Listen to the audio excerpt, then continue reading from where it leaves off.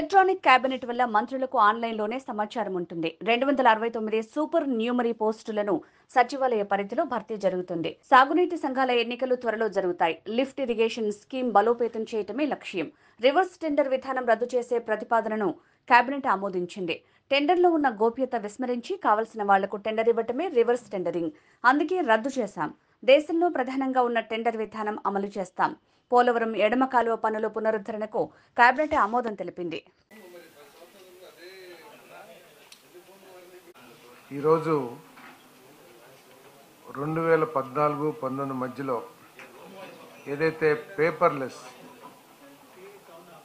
Cabinet meetings జరిగినాయో అదే విధమైన విధానాన్ని మళ్ళీ ఈరోజు పునఃప్రారంభించడం జరిగింది. ఎన్ఐసి వారు డెవలప్ చేసిన లేటెస్ట్ టెక్నాలజీతో మల్టిపుల్ ఫీచర్స్ ఉన్న అప్లికేషన్స్ని వాడి ఈ పేపర్లెస్ ఈ కేబినెట్ మీటింగ్ జరిగిందని చెప్పేసి మనం చేస్తా ఉన్నాను. దీనివలన సమర్థత పెరగటమే కాకుండా అన్ని సమాచారం మొత్తం ప్రతి రిజల్యూషన్ సంబంధించిన సమాచారం అంతా కూడా మంత్రులకి ఆన్లైన్లో అందుబాటులో ఉండటం మూలంగా కొద్ది సామర్థ్యం కూడా పెరిగే అవకాశం ఉంటుంది. మరి ముఖ్యమంత్రి గారు చంద్రబాబు నాయుడు గారు is known for technology. So మొత్తం రాబోయే రోజుల్లో ప్రభుత్వం అంతా కూడా కొత్త టెక్నాలజీని వినియోగించుకొని ఉన్న యాప్స్ని యూజ్డ్ కేసెస్ మొత్తం ప్రపంచంలో వివిధ దేశాల్లో ఉన్న యూజ్డ్ కేసెస్ని అన్నిటినీ కూడా సమగ్రంగా పరిశీలించి ఒక విధానాన్ని రూపొందించమని కూడా ఆదేశించడం జరిగిందని చెప్పేసి మనం చేస్తాం. అదేవిధంగా రిజల్యూషన్స్లో ఫస్ట్ పాయింట్, గతంలో ఈ క్వాలిఫికేషన్ సంబంధించి సచివాలయ వార్డ్ వెల్ఫేర్ అసిస్టెంట్స్ వీటిలో బీకామ్ క్వాలిఫికేషన్ ఉన్న వాళ్ళని తీసుకోలేదని చెప్పేసి కొంతమంది మెరిట్లో వచ్చిన క్యాండిడేట్స్ కోర్టుకు వెళ్ళటం, ఆ బీకామ్ డిగ్రీని కూడా కన్సిడర్ చేయమని చెప్పటం జరిగిన ధర్మలా మరి 269 సూపర్ న్యూమరీ పోస్టులని శాంక్షన్ చేసి మరి వాళ్ళని రాబోయే రోజుల్లో వాళ్ళని డిఫరెంట్ స్టేజెస్లో అబ్జర్వ్ చేసుకోవాలని కూడా కోర్టు ఉత్తర్వుల ప్రకారం నిర్ణయం తీసుకోవడం జరిగిందని చెప్పేసి మనం చేస్తాం. అదేవిధంగా సాగునీటి వాటర్ యూజర్స్ అసోసియేషన్స్ ఏదైతే ఉన్నాయో వాటికి 3 వారాల లోపల ఎన్నికలు నిర్వహించాలని చెప్పేసి, ఇంకా వాటిని సమర్థత ఏ విధంగా పెంచాలో, వారిని ఏ విధంగా జవాబుదారీతనం చేయాలో, ఇరిగేషన్ డెవలప్మెంట్స్ కానివ్వండి, రైతుల అవసరాలు తీర్చడంలో ఏ విధంగా జవాబుదారీ చేయాలో అవన్నీ కూడా ఆలోచించి మరి ఎన్నికలు నిర్వహించమని చెప్పేసి కూడా ఈరోజు నిర్ణయం తీసుకోవడం జరిగింది. మరి ప్రత్యేకంగా గతంలో లేని విధంగా ఈ లిఫ్ట్ ఇరిగేషన్ స్కీమ్స్ను కూడా ఈ వాటర్ యూజర్స్ అసోసియేషన్స్లో తీసుకోమని చెప్పేసి ఓటర్ లిస్టులో వాళ్ళను కూడా చేర్చమని చెప్పేసి చేర్చే విధంగా పరిశీలించమని మరి ముఖ్యమంత్రి గారు ఆదేశాలు కూడా ఇవ్వడం జరిగిందని చెప్పేసి మనం చేస్తాను.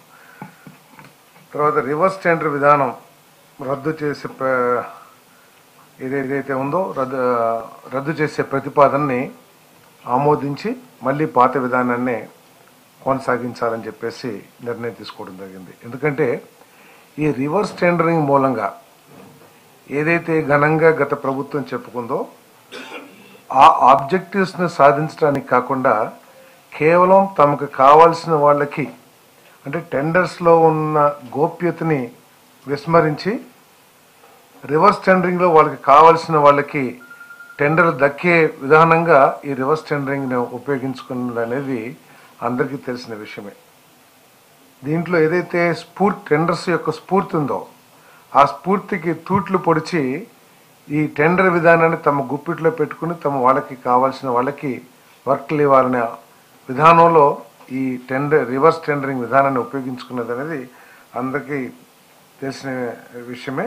అంతేకాకుండా ఈ రివర్స్ టెండరింగ్లో దాదాపు అనేక టెండర్లు సింగిల్ టెండర్స్గా కూడా వచ్చినాయి గత ప్రభుత్వంలో. సో వీటన్నిటిని దృష్టిలో పెట్టుకుని ట్రాన్స్పరెంట్గా సివిసి ఏదైతే సెంట్రల్ విజిలెన్స్ కమిషన్ ఏదైతే ప్రతిపాదించిందో, ఏదైతే నిర్దేశించిందో టెండర్స్ని ఏ విధంగా చేయాలి అని నిర్దేశించిందో సివిసి గైడ్ లైన్స్ ఆధారంగా ట్రాన్స్పరెంట్గా దేశంలో ఏదైతే టెండర్ విధానం అవలంబించబడుతుందో ఎక్కువ రాష్ట్రాల్లో ఆ విధానాన్ని మళ్ళీ తీసుకురావాలని చెప్పేసి ప్రభుత్వం నిర్ణయించిందని చెప్పేసి మనం చేస్తా ఉన్నాము. ఇది అన్ని డిపార్ట్మెంట్స్ కూడా ఇదవుతుంది. అన్ని డిపార్ట్మెంట్ కూడా ఈ రివర్స్ టెండరింగ్ని క్యాన్సిల్ చేయడం జరిగిందని చెప్పేసి మనం చేస్తాం. పోలవరం ఎడవ కాలువ పనుల పునరుద్ధరణకి కేబినెట్ ఆమోదం తెలిపింది. దాదాపు ప్రస్తుతం ఉన్న ఏజెన్సీలు తమ అగ్రిమెంట్ రేట్లు ఒప్పందాల ప్రకారం పనులు కొనసాగిస్తూ 6,000 క్యూసెక్కుల సామర్థ్యం ఉన్న పోలవరం ఎడవ కాలువ ప్రధాన కాలువ పనులను పూర్తి చేసేందుకు తయారు చేసిన సమగ్ర ప్రణాళికకు మంత్రిమండలి ఆమోదం తెలిపింది. ఇదేంటంటే ఈ కెనాల్ మూలంగా లెఫ్ట్ మెయిన్ కెనాల్ ఏదైతే ఉందో ఇది విశాఖపట్నం డ్రింకింగ్ వాటర్ ఫెసిలిటీస్ని అదేవిధంగా ఇండస్ట్రియల్ వాటర్ రిక్వైర్మెంట్ అవసరాలు కూడా తీర్చేది కాబట్టి వెంటనే ఈ కాలువని నిర్మాణం పూర్తి చేయాలని చెప్పేసి ప్రభుత్వం నిర్ణయం తీసుకుంది. దానికి కొత్తగా 926 కోట్లు కేటాయించడం జరిగింది. దానికి తోడు ఇంతకుముందు క్యాన్సిల్ అయిపోయిన టెండర్స్ ఏదైతే ఉన్నాయో దాంట్లో మిగిలిపోయిన 266 కోట్లు కలిపి మొత్తం 1,226.68 కోట్ల అంచనా వ్యయంతో 24-25 SSR ప్రకారం ఈ టెండర్లను పిలవటానికి ఆమోదం తెలిపిందని చెప్పేసి మనం చేస్తాము. ఎందుకంటే ఇప్పుడు ఈ లెఫ్ట్ మెయిన్ కెనాల్లో 2-3 లిఫ్ట్ స్కీమ్స్, ఇరిగేషన్ స్కీమ్స్ ఉన్నాయి. దాని ద్వారా మొట్టమొదటిలో విశాఖపట్నం అవసరాలు తీర్చడం కోసం లిఫ్ట్ విధానంలో వాటర్ని అక్కడికి చేరుస్తాం.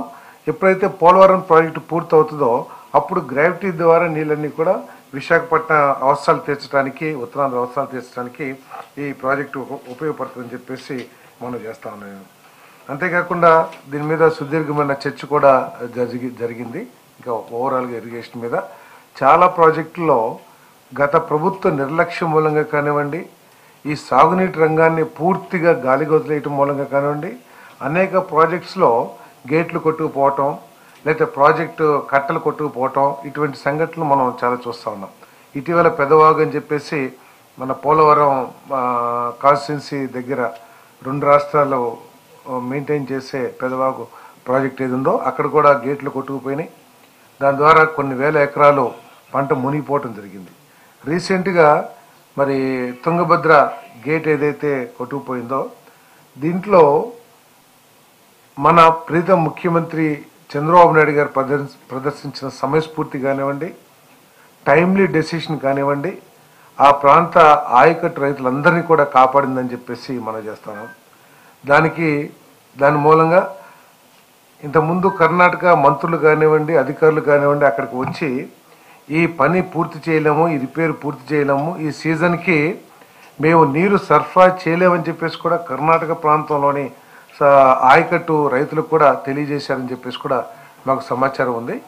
అంతేకాకుండా రిపేర్స్ టేకప్ చేయాలంటే దాదాపు 60-70 టీఎంసీల నీటిని ఖాళీ చేసి అప్పుడే మనం గేట్లు రిపేర్ చేస్తాం కానీ లేదా కొత్త గేట్ అమర్చడం కానీ చేయగలిగే తీసుకున్న నిర్ణయంలో దాన్ని కూడా కాదని ముఖ్యమంత్రి గారు తీసుకున్న స్పెషల్ కేర్ మూలంగా 3 రోజుల్లోనే, కేవలం 3 రోజుల్లోనే ఆ రిపేర్స్, ఆ గేట్ ఏర్పాటు చేయడం కాకుండా మళ్ళీ ఆ ప్రాజెక్టు పూర్తి స్థాయి నీటి నిల్వ కూడా ఈ రోజుకి చేరుకుందని చెప్పేసి మనం చేస్తాము.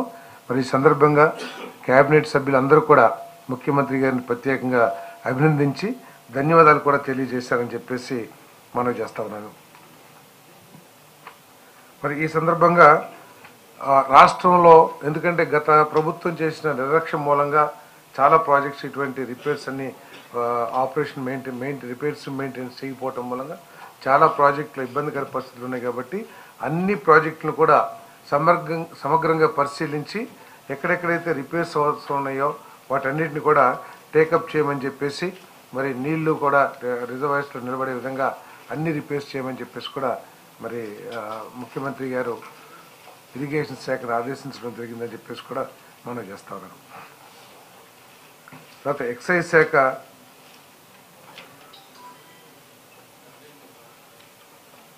పునర్వ్యవస్థీకరణకు కేబినెట్ ఆమోదం తెలిపింది. 2019-2024 మధ్యలో ఎక్సైజ్ డిపార్ట్మెంట్ని 2 భాగాలుగా విడదీసి ఎక్సైజు, ఎస్సీబీ, సెబ్ 2 భాగాలుగా దాన్ని విభజించింది.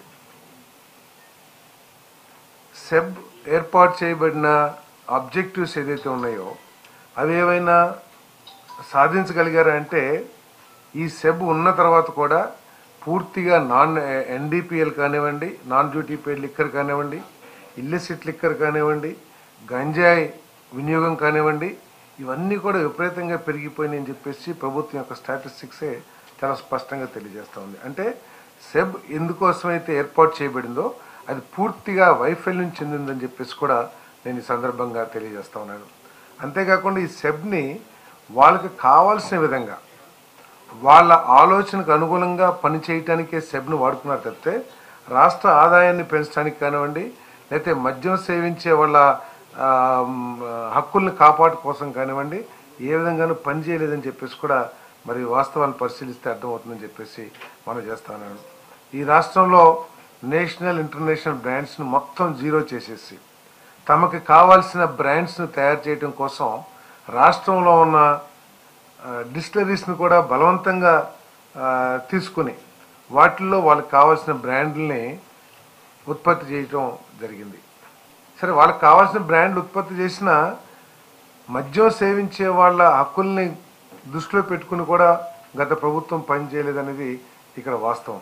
ఎందుకంటే ఆ బ్రాండ్స్ ఏదైతే ఉన్నాయో వాటి క్వాలిటీ మీద కానివ్వండి, వాటి రేట్ల మీద కానివ్వండి ఎటువంటి నియంత్రణ లేకోకుండా పూర్తిగా మద్యం ఈ రాష్ట్రం నాశనం చేసిందని చెప్పేసి కూడా గత ప్రభుత్వం నాశనం చేసిందని చెప్పేసి కూడా ఈ సందర్భంగా తెలియజేయాల్సిన అవసరం ఉందని చెప్పేసి నేను భావిస్తా ఉన్నాను.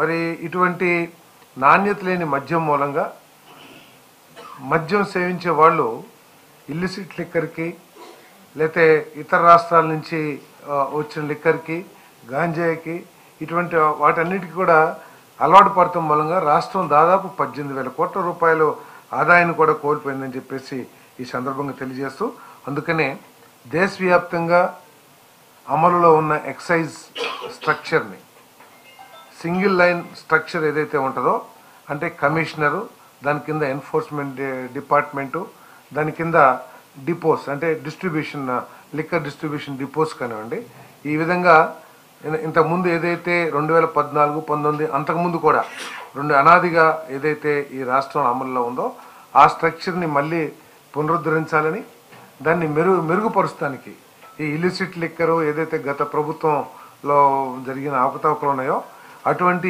జరగకోకుండా చెక్స్ అండ్ బ్యాలెన్సెస్ కూడా పెట్టే విధంగా ఈ ఎక్సైజ్ స్ట్రక్చర్ని, డిపార్ట్మెంట్ స్ట్రక్చర్ని చేయాలని చెప్పేసి ప్రభుత్వం నిర్ణయం తీసుకుందని చెప్పేసి మనం చేస్తా ఉన్నాను. అదేవిధంగా ఫ్రీ ల్యాండ్స్ ఏదైతే అసైన్మెంట్ ల్యాండ్స్ అయి ఉన్నాయో సుమారు 36 లక్షల ఎకరాలు ఈ రాష్ట్రంలో అసైన్మెంట్ ల్యాండ్స్ అవన్నీ ఉన్నాయని చెప్పేసి సుమారు దాంట్లో ఇప్పటికే గతంలో వచ్చిన వార్తలు కానివ్వండి, లేకపోతే ఇటీవల కొంతమంది రాజకీయ నాయకుల ప్రమేయంతో ఏదైతే ఫైల్స్ దగ్ధం చేసే కార్యక్రమం జరుగుతూ ఉందో, సో వాటన్నిటిని దృష్టిలో పెట్టుకుని ప్రభుత్వం దీని మీద ఈ విషయాన్ని తీవ్రంగా తీసుకుని ఈ free lands free hold lands ఏదైతే ఉన్నాయో వాటి మీద కొంత విచారణ చేసిందని చెప్పేసి కూడా మనం చేస్తాం. ఇప్పటికి దాదాపు 29 లక్షల ఎకరాలకు సంబంధించిన పూర్తి డీటెయిల్స్ మరి పరిశీలించడం జరిగింది. దాంట్లో 16.66 లక్షల ఎకరాలు అన్యాక్రాంతం కావటం కానివ్వండి, లేకపోతే ఒరిజినల్ పట్టాదారు లేకపోవటం కానివ్వండి, లేదా ఆ పొలం కబ్జాలో వేరే వాళ్ళు అనాథరైజ్డ్ పర్సన్ ఉండటం కానివ్వండి జరిగినట్లు విచారణలో తేలిందని చెప్పేసి మనం చేస్తాను. అదేవిధంగా ఒక 25-26 వేల ఎకరాలని 25,230 ఎకరాలు రిజిస్ట్రేషన్స్ కూడా జరిగినాయి. ఈ 25,230 ఎకరాల్లో ఎక్కువ భాగం చిత్తూరు, తిరుపతి, అనంతపూరు, నెల్లూరు, ప్రకాశం జిల్లాలు, అంటే మనం ఎక్కువ జరిగిన జిల్లాలో తీసుకుంటే కనుక ఎక్కువగా ఈ జిల్లాల్లో జరిగిందని చెప్పేసి మరి రిపోర్ట్స్ తెలియజేస్తూ ఉంది. మరి వీటన్నిటి మీద కూడా ఇంకా సమగ్రంగా ఫోరెన్సిక్ ఆడిట్ కూడా నిర్వహించి అదేవిధంగా ఎవరు అసలు ఈ భూములు రిజిస్ట్రేషన్ చేయించుకున్నారు, వీళ్ళని బలవంతంగా చేయించుకున్నారా?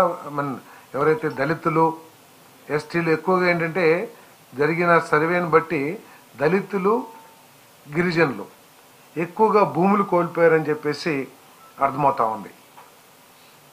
కాబట్టి వీటన్నిటి మీద కూడా సమగ్ర విచారణ చేయమని చెప్పేసి ఆ విచారణ రిపోర్ట్ని సెప్టెంబర్ ఎండింగ్ కల్లా కూడా మరి గవర్నమెంట్కి సబ్మిట్ చేయాలని చెప్పేసి కూడా ఆదేశించడం జరిగింది.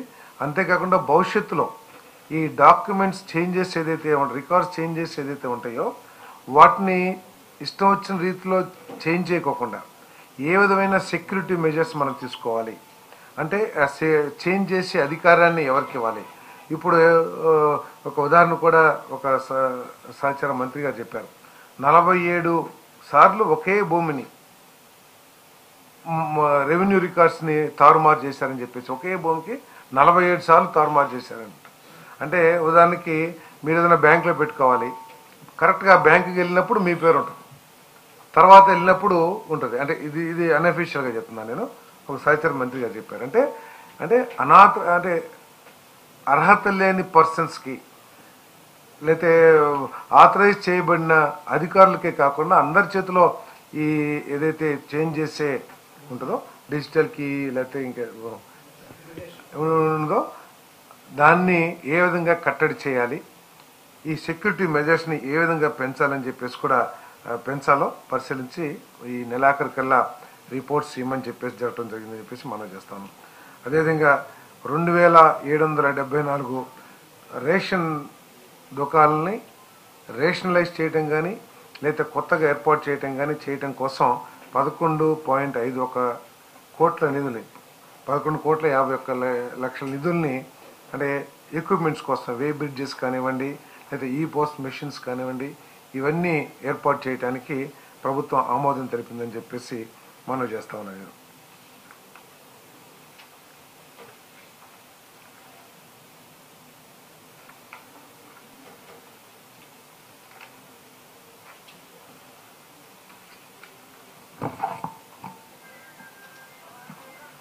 అదేవిధంగా Krishnapatnam industrial city development limited పేరుని AP industrial corridors infrastructure development corporation లిమిటెడ్గా మారుస్తూ ప్రభుత్వం నిర్ణయం తీసుకుంది. ఎందుకంటే మీ అందరికీ తెలుసు, మనకి కొత్తగా 2 కొప్పర్తి ఓరవకల్లు నోట్స్ మనకి ఇచ్చిన విషయం తెలుసు. మరి చాలా కేంద్ర ప్రభుత్వానికి కూడా ఈ సందర్భంగా ధన్యవాదాలు తెలియజేస్తా ఉన్నాం. మన రాష్ట్ర అభివృద్ధి కోసం వారు అందిస్తున్న సహాయాన్ని వారికి ధన్యవాదాలు తెలియజేస్తా ఉన్నాం. మరి వారు కేటాయించిన నిధుల్ని వీటన్నిటిని ఉపయోగించుకొని ఏ విధంగా డెవలప్మెంట్ చేయాలనే దానికోసం కొత్తగా AP industrial corridors infrastructure development corporation ఏర్పాటు చేయడం జరిగింది.